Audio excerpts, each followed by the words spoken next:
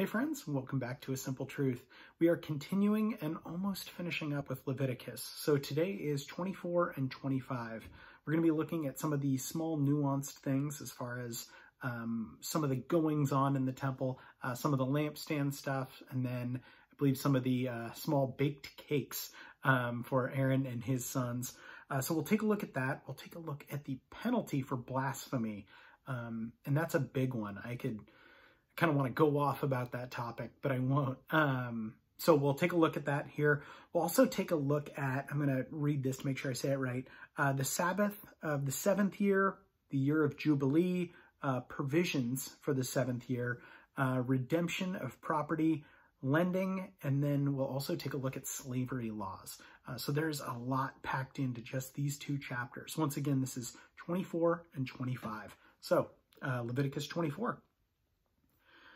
Then the Lord spoke to Moses, saying, Command the children of Israel that they bring to you pure oil of pressed olives for the light, to make the lamps burn continually. Outside the veil of testimony in the tabernacle of meeting, Aaron shall be in charge of it from evening until morning before the Lord continually. It shall be a statute forever from your generations. He shall be in charge of the lamps of pure gold lampstand before the Lord continually. And you shall take fine flour and bake 12 cakes with it. 2/10 of an ephah shall be in each cake. You shall set them aside in 2 rows, 6 in a row, on pure gold table before the Lord. And you shall put pure frankincense on each row, that it may be on the bread for a memorial, an offering made by fire to the Lord. Every Sabbath he shall set it in order before the Lord continually, being taken from the children of Israel by an everlasting covenant. And it shall be for Aaron and his sons, and they shall eat it in the holy place. For it is most holy to him from the offerings that the Lord made by fire, a perpetual statute. Now the son of an Israelite woman, whose father was an Egyptian, went out among the children of Israel, and this Israelite woman's son and a man of Israel fought each other in the camp. And the Israelite woman's son blasphemed the name of the Lord and cursed, and so they brought him to Moses. His mother's name was Sheliomith, the daughter of Dibri, the tribe of Dan, and they put him in custody, that the mind of the Lord might be shown to them. And the Lord spoke to Moses, saying, Take outside the camp him who is cursed, and let all who heard him lay their hands on his head, and let all the congregation stone him. Then you shall speak to the children of Israel, saying, Whoever curses his God shall bear his sin, and whoever blasphemes the name of the Lord shall surely be put to death. All the congregation shall certainly stone him, the stranger as well as him who is born in the land. When he blasphemes the name of the Lord, he shall be put to death. Whoever kills any man shall surely be put to death. Whoever kills an animal shall make it good, animal for animal. If a man causes disfigurement of his neighbor, he has done, so it shall be done to him. Fracture for fracture, eye for eye, tooth for tooth, as he has caused disfigurement of a man, so it shall be done to him. And whoever kills an animal shall restore it, but whoever kills a man shall be put to death. You shall have the same law for the stranger as for one from your own country, for I am the Lord your God. Then Moses spoke to the children of Israel, and they took outside the camp him who had cursed, and stoned him with stones. So the children of Israel did as the Lord commanded Moses. Chapter 25. And the Lord spoke to Moses on Mount Sinai, saying, Speak to the children of Israel, and say to them, When you come into the land which I give you, then the land you shall keep a Sabbath to the Lord. 6 years you shall sow your field, and 6 years you shall prune your vineyard, and gather its fruit. But in the 7th year there shall be a Sabbath of solemn rest for the land, a Sabbath to the Lord.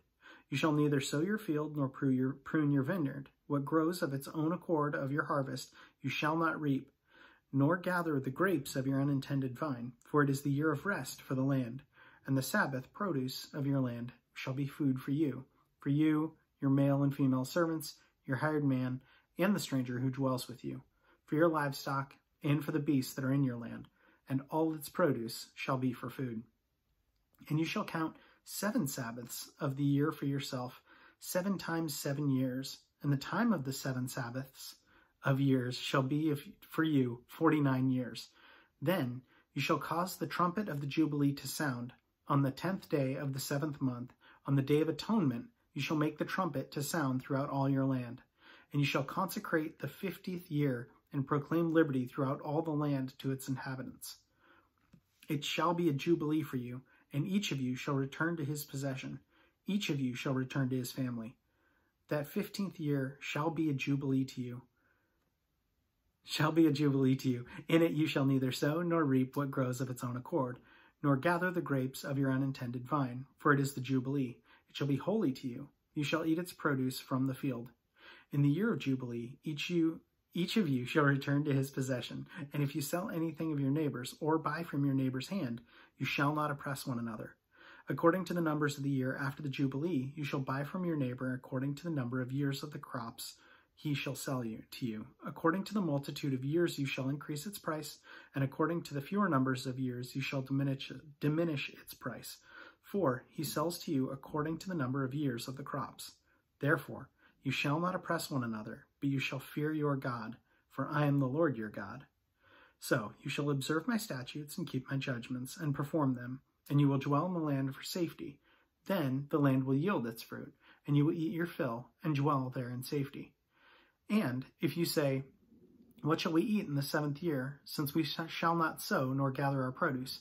Then I will command my blessing on you in the 6th year, and it will bring forth produce enough for 3 years, and you shall sow in the 8th year, and eat old produce until the 9th year, until its produce comes in.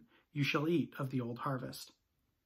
The land shall not be sold permanently, for the land is mine, for you are strangers and sojourners with me. And in the land of all your possession you shall grant redemption of the land. If one of your brethren becomes poor and has sold some of his possession, and if his redeeming relative comes to redeem it, then he may redeem what his brother sold. Or if the man has no one to redeem it, but he himself becomes able to redeem it, then let him count the years since its sale and restore the remainder to the man who he has sold it to, that it may return to his possession. But if he is not able to have it restored to himself, then what was sold shall remain in the hand of him who bought it until the year of Jubilee. And in the Jubilee it shall be released, and it shall return to his possession. If a man sells a house in a walled city, then he may redeem it within a whole year after it's sold. Within a full year he may redeem it. But if it is not redeemed within the space of a full year, then the house in the walled city shall belong permanently to him who bought it throughout his generations. It shall not be released in the Jubilee. However, the houses of villages, which have no wall around them, shall be counted as fields of the country. They may be redeemed, and they shall be released in the Jubilee. Nevertheless, the cities of the Levites, and the houses, and all the cities in their possession, the Levites may redeem at any time. And if a man purchases a house from the Levites, then the house that was sold in the city of his possession shall be released in the Jubilee, for the houses and the cities of the Levites are their possession among the children of Israel. But the field of the common land of their cities may not be sold, for it is their perpetual possession. If one of your brethren becomes poor and falls into poverty among you, then you shall help him, like a stranger or a sojourner, that he may live with you. Take no usury or interest from him, but fear your God, that your brother may live with you. You shall not lend him your money for usury, nor lend him your food at a profit. I am the Lord your God, who brought you out of the land of Egypt to give you the land of Canaan, and to be your God. And if one of your brethren who dwells with you becomes poor, and sells himself to you, you shall not compel him to serve as a slave. As a hired servant and a sojourner he shall be with you, and shall serve you until the year of Jubilee. And then he shall depart from you, he and his children with him, and he shall return to his own family. He shall return to the possession of his fathers, for they are my servants, whom I brought out of the land of Egypt. They shall not be sold as slaves. You shall not rule over them with rigor, but you shall fear your God. And as for the male and female slaves whom you may have from the nations that are around you, from them you may buy male and female slaves. Moreover, you may buy children of the strangers who dwell among you, and their families who are with you, which they beget in your land, and they shall become your property. And you may take them as an inheritance for your children after you, to inherit them as a possession.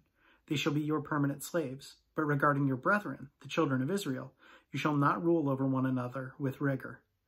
Now, if a sojourner or stranger close to you becomes rich, and if one of your brethren who dwells by him becomes poor and sells himself to the stranger or sojourner close to you, or to a member of the stranger's family, after he is sold, he may be redeemed again.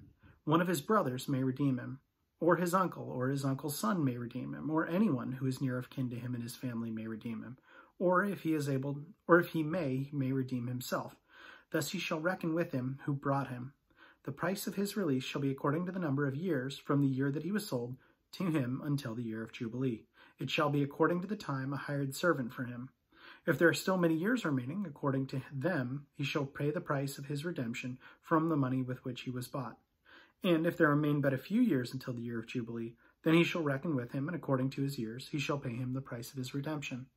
He shall be with him a yearly hired servant, and he shall not rule with rigor over him in your sight. And if he is not redeemed in these years, then he shall be released in the year of Jubilee, he and his children with him. For the children of Israel are servants to me. They are my servants, whom I brought out of the land of Egypt. I am the Lord your God. All right, so I promised a lot of detail, and there it was. And I think we get a pretty good look of indentured servitude among the Israelites and see, hey, if somebody comes upon hardship, they may sell themselves to you. And this is how that's to be regulated. And we also see outside of that, what does that look for people that are maybe conquered? What does God have planned for his people at this specific time? And I think there's a lot to be said about that. And that's a huge topic that I could go into. I think what it comes down to, and what I think I'll happily say is, I'm glad that we live in a different covenant, and I'm glad that everyone can now be free due to the death of Jesus. That now God's chosen people aren't just the Israelites.